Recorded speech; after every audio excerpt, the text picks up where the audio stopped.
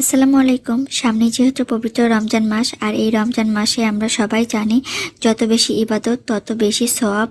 তো এই ফজিলতপূর্ণ মাসে আমরা কি করি, আমাদের সময়টা যাতে না নষ্ট হয় সেই জন্য আগে থেকে কিছু খাবার দাবার রেডি করে রাখি। রমজান মাসে ইফতারের আইটেম দুটো তৈরি করছি, একটা হচ্ছে স্প্রিং রোল আর একটা হচ্ছে চিকেন সাসলিক। আর এইটা শুধু রমজান মাসে ইফতারের জন্য না, বাচ্চার টিফিনেও কিন্তু এটা দেওয়া যাবে। তো চলুন তাহলে রেসিপিটি দুইটা শেয়ার করি। আমি প্রথমে তৈরি করব চিকেন সাসলিক। এটার জন্য আমি চিকেন নিয়ে নিয়েছি।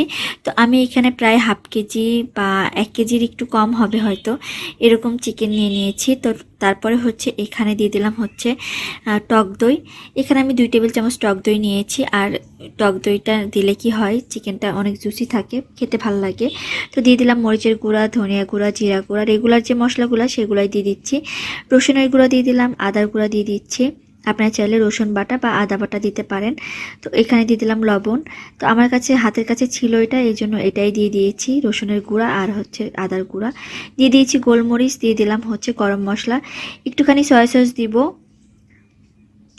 দেওয়ার পরে খুব ভালো করে এটা মিক্স করে নিচ্ছি। এই পর্যায়ে একটু সাদা সাদা লাগতে পারে, তো আমি একটুখানি ফুড কালার দিয়ে দিব যাতে করে সুন্দর একটা কালার আসে। তো যেহেতু আমি টুকটাক কেক বানাই, ফুড কালার বাসায় ছিলই, তো দিয়ে দিলাম একটুখানি ফুড কালার, অরেঞ্জ কালার দিয়ে দিয়েছি আমি এখানে। দেওয়ার পরে খুব ভালো করে মিক্স করে নিচ্ছি। আর এই কালারটা দিয়ে কিন্তু আমি জর্দাতেও দিই, জর্দার রঙটা খুব সুন্দর হয়। এরপরে দিয়ে দিলাম 1 টেবিল চামচের মতো সরিষার তেল। দেওয়ার পরে খুব ভালো করে মিক্স করে এখন মাংসটা আমি এটার সাথে ম্যারিনেট করে রাখবো। যেহেতু এই চিকেন সাসলিকগুলো আমি হচ্ছে ফ্রিজে রেখে দেবো ফ্রোজেন করে, তো এই জন্য আলাদা করে আর ম্যারিনেট করে রাখবো না, একসাথে ভালো করে মিক্স করে নিচ্ছি। নেওয়ার পরে যেটা করব, এটা হচ্ছে আমি একটু 1 টেবিল চামচ পরিমাণে কিন্তু লেবুর রসও দিয়েছি, ওইটা স্কিপ হয়ে গিয়েছে। চিকেনগুলো তো একদম মাখানো হয়ে গিয়েছে, এখন আমি সাসলিকগুলো রেডি করে রাখছি। তো এটার জন্য আমি 2 রকমের ক্যাপসিকাম নিয়েছি হচ্ছে পেঁয়াজ একটু বড় করে কেটে নিয়েছি। দেখি হয়তো বা বুঝতেছেন। এখন সাসলিকগুলো গেঁথে নিব। চিকেনটাও ম্যারিনেট করা ছিল। তো এই তো আগে দিয়ে দিলাম ক্যাপসিকাম, তারপরে দিয়ে দিলাম পেঁয়াজ, তারপরে দিয়ে দিলাম হচ্ছে মাংস। এভাবে করে সবগুলা সাসলিক আমি গেঁথে নিব।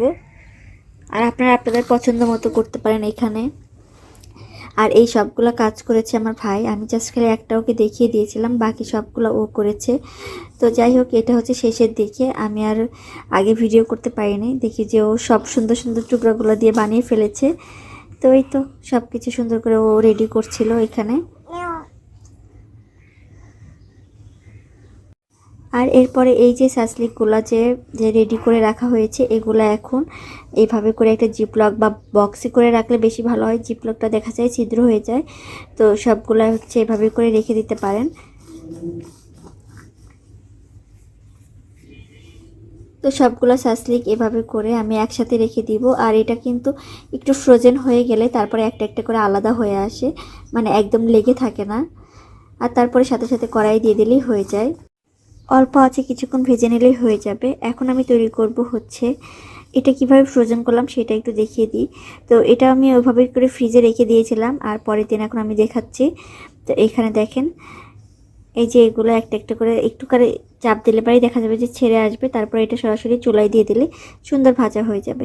এখন আমি বানিয়ে নিব হচ্ছে স্প্রিং রোল। আর এটার জন্য লাগবে হচ্ছে একটা পুর। তো আমি আমার পুরটা আমি বানিয়ে নিচ্ছি। আজকে আমি চিকেন দিয়ে পুরটা বানাবো। আর এর জন্য প্রথমে কড়াইতে পেঁয়াজ দিয়ে দিয়েছি, তারপরে বাকি যে মশলাগুলো থাকে, জিরা, ধনিয়া, আদা, রসুন বাটা, হলুদের গুঁড়া, মরিচের গুঁড়া, সব কিছু দিয়ে নিলাম। দেওয়ার পর দিয়ে দিচ্ছি মরিচ, একদম কুচি করে নিয়েছিলাম কাঁচামরিচ। কাঁচামরিচটা দিলে দেখা যায় সুন্দর একটা ফ্লেভার আসে। তো সব কিছু ভালো করে মশলাটা একদম কষিয়ে নিচ্ছি। মশলাটা মোটামুটি ভাজা ভাজা আর কষানো হয়ে গেলে আমি এখানে অ্যাড করে দিব হচ্ছে বাঁধাকপি। বাঁধাকপিটা কেটে নিয়েছিলাম খুব ভালো করে। আর আমি যেহেতু অনেকটা পরিমাণে বানাবো, এই জন্য একটা আস্ত বড় বাঁধাকপি নিয়ে নিয়েছি। তো নেওয়ার পরে খুব ভালো করে এখন এটা মিক্স করে নিচ্ছি। তারপরে এক এক করে বাকি সব কিছু দিয়ে দিব। আমি কিন্তু সবগুলো সবজি একদম সিদ্ধ চাই না, একটুখানি শক্ত শক্ত থাকবে, তাহলে দেখা যাবে যে আমি যখন রোলগুলো ভাজবো তখনও তো একটুখানি রান্না হবে, পুরোটা রান্না হয়ে যাবে। এরপর দিয়ে দিয়েছি গাজরগুলো দেওয়ার পরে চুলায় রেখে দিয়েছি। আর এটা এখন অনবরত নাড়তে হবে একটু পর পর। আর এইদিকে হচ্ছে কিছু ক্যাপসিকাম একদম নামানোর আগ মুহূর্তে দিয়ে দিব। ক্যাপসিকাম তো সিদ্ধ হইতে বেশি টাইম লাগে না, তো এই জন্য ক্যাপসিকামগুলো একটুখানি চপার দিয়ে চপ করে নিলাম। এই তো হয়ে গিয়েছে। এভাবে করে সবগুলো ক্যাপসিকাম আমি দিয়ে দিলাম। দেওয়ার পরে খুব ভালো করে একদম মিক্স করে নিচ্ছি। আর সবশেষে দিব হচ্ছে লবণ, দিয়ে দিব গোলমরিচের গুঁড়া, সুন্দর একটা ফ্লেভার আসে। আর এখানে আমি লবণটা পরে দিয়েছি যাতে করে সবজিগুলো একদম সিদ্ধ হয়ে পানি না উঠে যায়। এখন লবণ দিয়ে দিয়েছি, সাথে সাথে নামিয়ে নিব। দিয়ে দিলাম চিলি ফ্লেক্স। দেওয়ার পরে এখন দিয়ে দিব চিকেন। তো চিকেন আপনাদের পরিমাণ মতো আপনারা দিবেন। আমি একটুখানি চিকেন সিদ্ধ করে রেখেছিলাম, সেটা দিয়ে দিলাম। দেওয়ার পরে খুব ভালো করে এখন মিক্স করে নিচ্ছি। এটার মধ্যে মোটামুটি সব কিছু অ্যাড করা হয়ে গিয়েছে। এখন নামিয়ে নিব। নামানোর আগে দিয়ে দিব হচ্ছে আমি চিজ দিলে খুব সুন্দর মানে মজা লাগে আর কি খেতে। তো দিয়ে দিলাম বেশ অনেকটা পরিমাণে চিজ। চুলাটা কিন্তু বন্ধ আছে। এখন চিজ দিয়ে আমি এটা একদম ঠান্ডা করে নিব। তারপরে হচ্ছে আমি এটা রোলটা বানাবো। এটা হচ্ছে পরের দিন সকালবেলা আমি প্রথমে 2 টেবিল চামচ পরিমাণে ময়দা নিয়ে একটুখানি পানি দিয়ে একটা আঠার মতো তৈরি করে নিলাম, যাতে করে এটা রোলের ভাঁজটা যাতে না খোলে সেই জন্য। তো এদিকে হচ্ছে স্প্রিং রোলের শিটগুলো যে ছিল সেগুলো নিয়ে নিয়েছি। চাইলে বাসায় বানানো যায়, আমার অনেক আগের একটা ভিডিও আছে, চাইলে দেখতে পারেন। তো এখানে হচ্ছে স্প্রিং রোলের শিটগুলো একটা একটা করে খুলে নিচ্ছি। আর অনেকগুলো বাজার নিয়ে আসলে কি হয়, একসাথে দেখা যায় যে একটা আর একটা ভাঁজ হয়ে পড়ে। তো আমার স্প্রিং রোলটা সেম তাই হয়েছে। তো আমি এখানে আগের দিন অনেকটা বানিয়ে নিয়েছি, আর এখন আজকে বানাচ্ছি কিছু। একটা একটা করে শিটগুলো খুলে নিচ্ছি। যেহেতু অনেকগুলো প্যাচ হয়, একটা একটা করে নিলেই ভালো, মানে রোলের জন্য। তো এরপরে হচ্ছে আমি দিয়ে দিব হচ্ছে যে পুরটা বানিয়ে রেখেছিলাম সেই পুর। এখানে কিন্তু চাইলে ধনিয়া পাতা দেওয়া যায়। আমি যেহেতু ধনিয়া পাতা চাটনি দিয়ে খাবো, আলাদা করে আর ধনিয়া পাতা দিই নাই।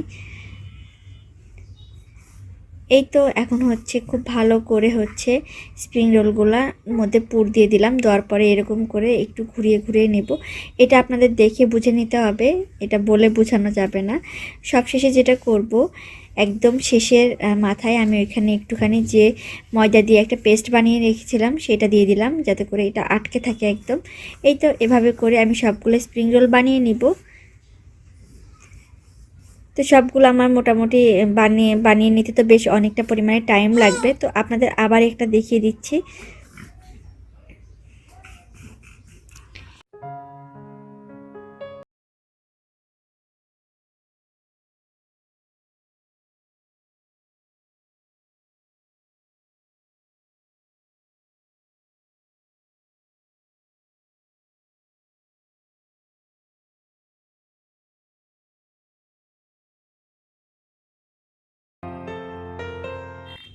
সবগুলো স্প্রিং রোল আমার বানানো হয়ে গিয়েছে, একটু দেখিয়ে দিচ্ছি। আর এগুলা একটা একটা করে নিয়ে জিপলক ব্যাগ অথবা কোনো বক্সে করে রেখে দিলে অনেক দিন পর্যন্ত ভালো থাকে।